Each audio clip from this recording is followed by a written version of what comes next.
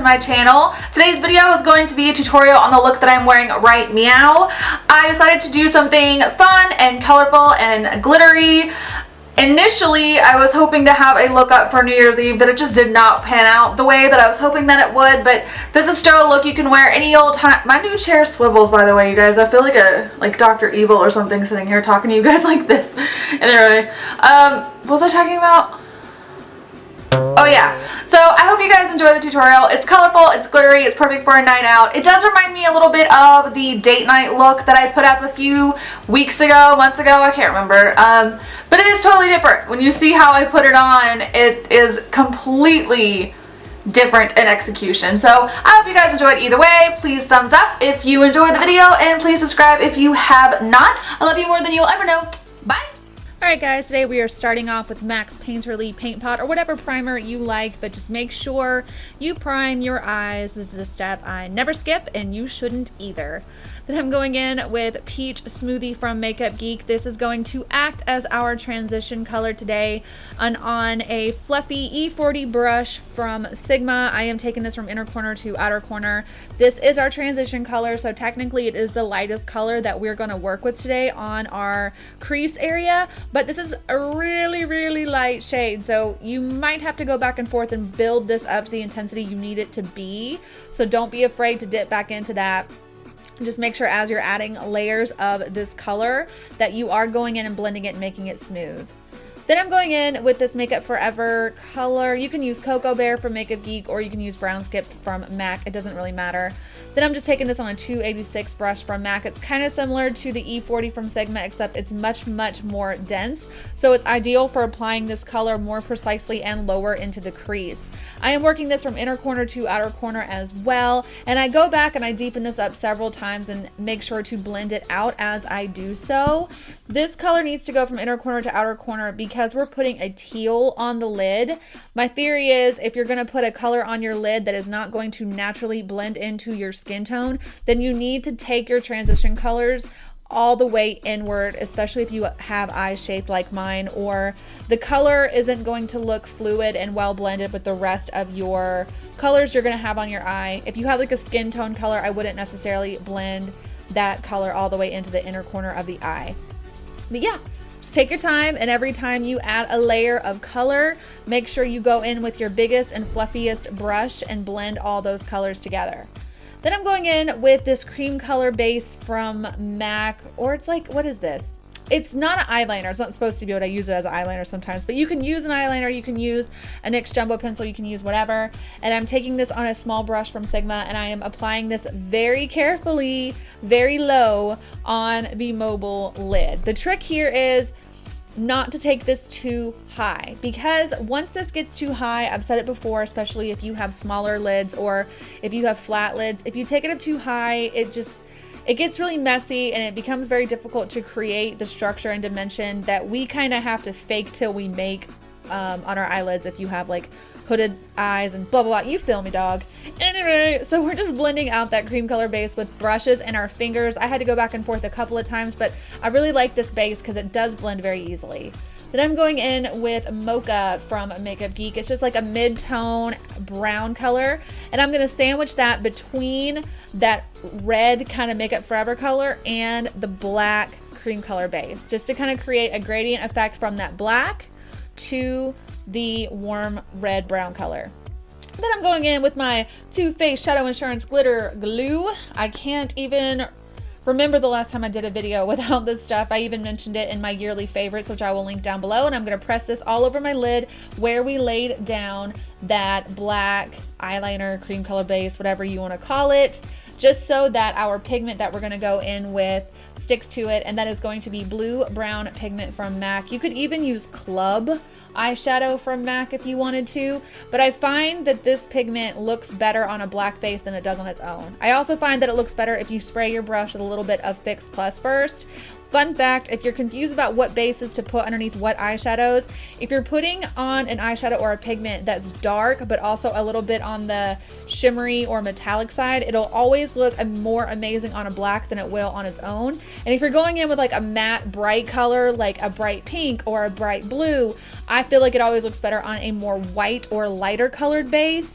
and it looks even better on a base that is the same color as the eyeshadow. So fun fact, little tip for you. Anyway, going back in with that Mocha to deepen up the crease color and blending it out. I started adding a little bit of the black shadow here that we're going to end up going in with later, but I ended up abandoning this part of the process and I go back to it later. So now I'm going in with some of that exact same cream color base or eyeshadow black stuff. You know what I'm saying. And I'm using that as an eyeliner. I found that trying to build the black colors up on top of this pigment wasn't as easy as I expected it to be. So I had to go through and smudge that black eyeliner out several times to get it as dark as I wanted it to be. So if you're going through this process and it's not as dark as you want it to be, just take your time, work in small sections, and slowly build up the depth and intensity with that black eyeshadow. But I really like adding some smokiness along the lash line and then adding it to the outer corner when I'm working with looks like this. Then I'm going to press some more glitter glue all over the lid, and then I'm going in with this Sally. I got this glitter from Sally's Beauty Supply. It's just like a really fun teal colored glitter. I'm not gonna lie, I'm not 100% sure if it's intended to be used on the eyes or if it is even cosmetic grade. So, you know, buyer beware. Do your research, make sure the glitter that you use is intended to go on your eyes, but yeah, do it on your own risk. Anyway, now I'm going in with some liquid liner to deepen up the lash line, and I'm going to take my favorite brow highlighter of life, which is it's not nylon, which is rice paper from MAC. Then I curled my lashes and got them ready for falsies. Today I am using KoKo lashes in the style Foxy, which is pretty much the only lashes I even use anymore. You can use whatever you want, but I just think lashes always help. Then off camera, I decided to do my foundation, and now I'm going to highlight and conceal my under eye area and the center of my face with MAC Pro Longwear Concealer. Excuse me, there's that hiccup every time. I never know if I should include this. Sorry, I'm listening to music while I'm filming, just so you know. I never do that because I'm going to start trying to sing along to it and like bebopping around. So the rest of the video, that's going to happen, just fair warning you. Anyway, so yeah, I never know if I should include this in the video, but it is an important step in a full face of makeup to me. And it's also important that I show you guys the order in which I do things. So I always do my under eye concealer first before I go in with any shadow I'm gonna put on my lash line. If you're not gonna do anything to your lash line, you don't really have to concern yourself with this step. This is just Radiant Rose Prep and Prime Highlighting Pen from MAC. I also talked about it in my yearly favorites video, which once again, I will link below. I'm just further highlighting. This seems like a lot of hubbub. It's really not. It takes like 2 seconds for me to do this. So it is optional, but I like to take the extra step. After I lay down my concealer and I blend it out, I'm going to set my concealer. Today I mixed the vanilla and the banana colors from Anastasia Beverly Hills.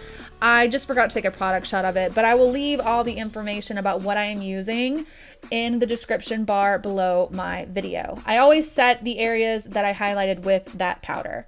Now I'm smoking out the lash line, and I'm starting off with the Makeup Forever color that we used on the top of our eyelid. And what I usually do is I lay it down with a pencil like I'm doing right here.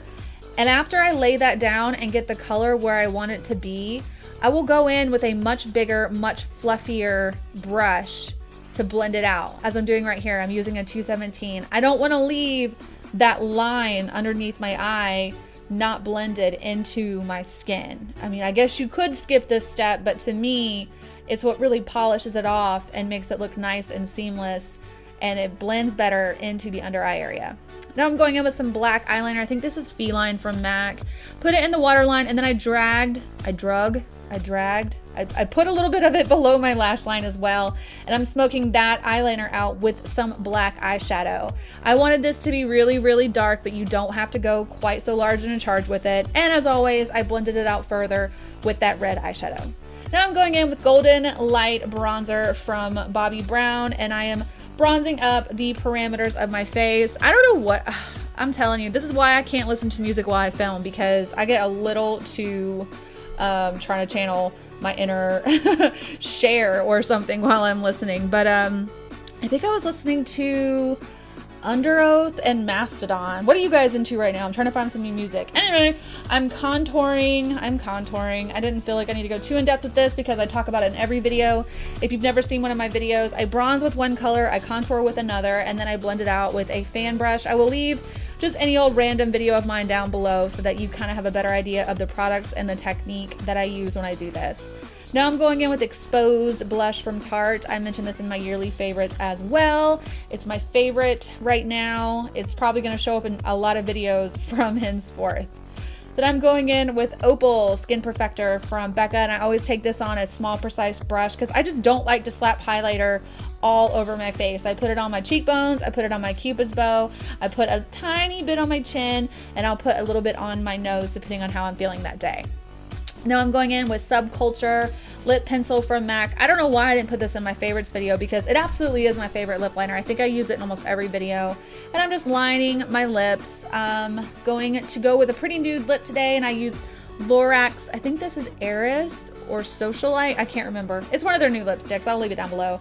All over the lips, and for lip gloss, I'm going in with my favorite lip gloss, which is Fluster Rose from MAC.